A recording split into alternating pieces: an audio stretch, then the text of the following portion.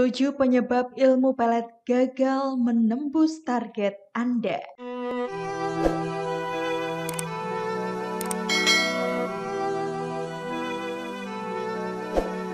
Berdasarkan pengalaman klien Raden Mas Ashraf Sigit, sang guru spiritual yang telah kami rangkum, memiliki pengalaman-pengalaman unik dalam mengamalkan sebuah laku spiritual, khususnya ilmu pelet atau pengasihan. Meskipun kebanyakan dari klien beliau mengaku berhasil dan puas, namun tetap saja ada sebagian kecil yang merasa gagal atau belum mendapatkan hasil dari laku ritualnya dalam menjalankan pelet selama ini. Nah, berikut adalah kisah atau pengalaman yang nyata yang dialami oleh orang yang gagal atau belum mendapatkan hasil maksimal dalam menjalankan ilmu pelet. Sebenarnya, ada banyak sekali faktor yang menyebabkan ilmu pelet gagal menembus target. Namun pada kesempatan kali ini saya akan mencoba menyampaikan faktor-faktor utamanya saja, yakni sekitar 7 penyebab. Lalu apa sajakah 7 penyebab ilmu pelet gagal menembus target?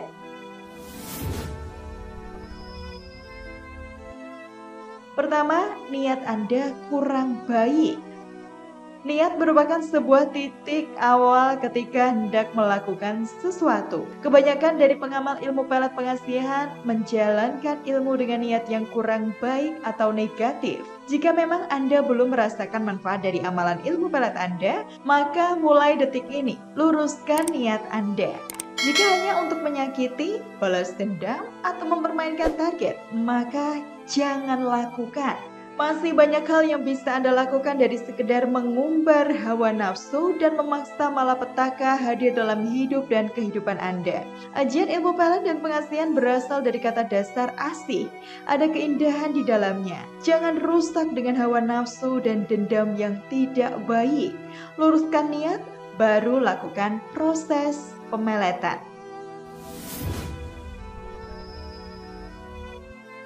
2. Tidak sederajat. Hal kedua yang menyebabkan ajian ilmu pelet dan pengasihan yang dipergunakan tidak berjalan dengan baik adalah karena si pemelet tidak sederajat dengan target.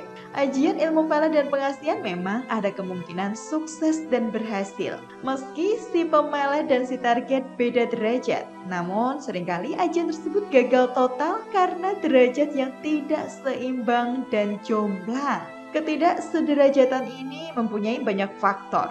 Misalnya, si pemelet dalam konteks ekonomi berasal dari kalangan menengah ke bawah yang hidup pas-pasan. Di sisi lain, si target berasal dari tingkat ekonomi atas yang mewah dan glamor. Atau si pemelet pengangguran sedang target yang hendak dipelet adalah seorang wanita karir yang sibuk dan public figure.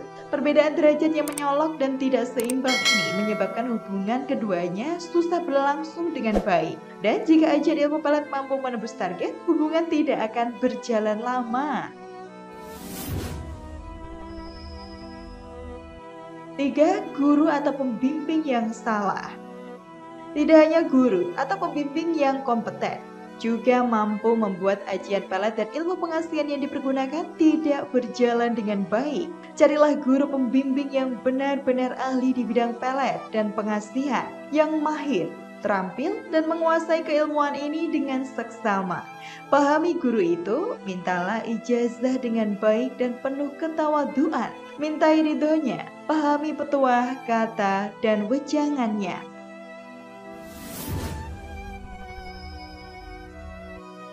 4. Energi yang tidak sinkron atau tidak seimbang dan searah. Sedikit bocoran untuk Anda, setiap Raden Mas Ashraf Sigit memberikan ilmu spiritual kepada kliennya. Langkah awal yang wajib dilakukan adalah penyelarasan diri si pengguna ilmu dengan energi ilmu atau sarana yang digunakan. Hal ini tidak terkecuali untuk ilmu pelet pengasihan.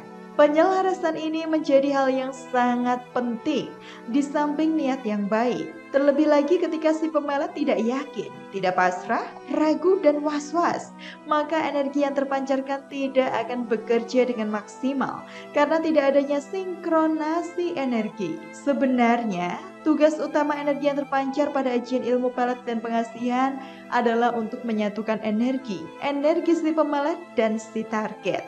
Jika energi si perapal saja tidak sinkron dengan energi yang terpancar pada ajian ilmu pelet dan pengasihan, bagaimana mungkin bisa untuk menundukkan dan menyinkronkan dengan energi si target?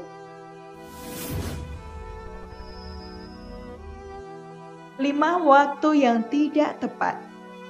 Penyebab ilmu pelet gagal menembus target yang selanjutnya adalah waktu yang kurang tepat dalam mengamalkan ilmu tersebut. Carilah waktu yang tepat. Saat si target terlena dan lengah, disitulah ajian pelet dan ilmu pengasihan dirapalkan. Untuk itu biasanya dibutuhkan sarana prasarana seperti nama, foto, hari dan tanggal lahir, beberapa ritual, puasa dan lain sebagainya agar tepat sasaran. Beberapa guru spiritual juga menyarankan untuk mencari tahu hari naas target terlebih dahulu sebelum memulai ritualnya. Ibarat berburu, secanggih dan sehebat apapun alat yang dipakai, jika digunakan dan dipaksakan saat waktu yang tidak tepat, maka sasaran akan luput dan hasilnya kurang maksimal. 6. Target mempunyai pelindung atau perisai gaib.